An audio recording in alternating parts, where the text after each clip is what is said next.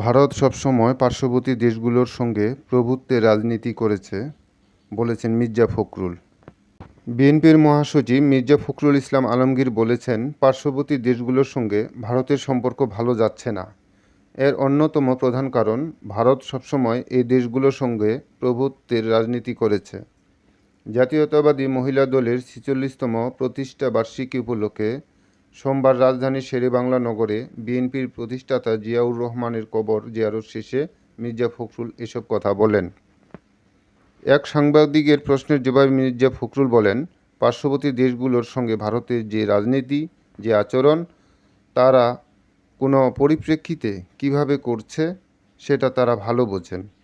তারা দেখতে পাচ্ছেন, শুধু বাংলাদেশ নয়, পার্শ্ববর্তী দেশগুলোর সঙ্গে ভারতের সম্পর্ক খুব ভালো যাচ্ছে না, যেটা যাদের জন্য ও পার্শ্ববর্তী দেশের জন্য শুভ হবে না।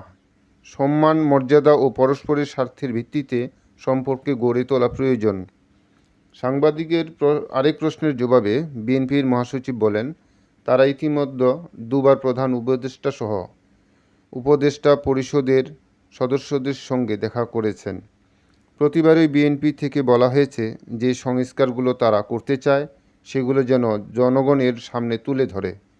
এছাড়া বলা হয়েছে, যৌক্তিক সময়ের মধ্যে নির্বাচন করে জনগণের হাতে ক্ষমতা তুলে দিতে হবে।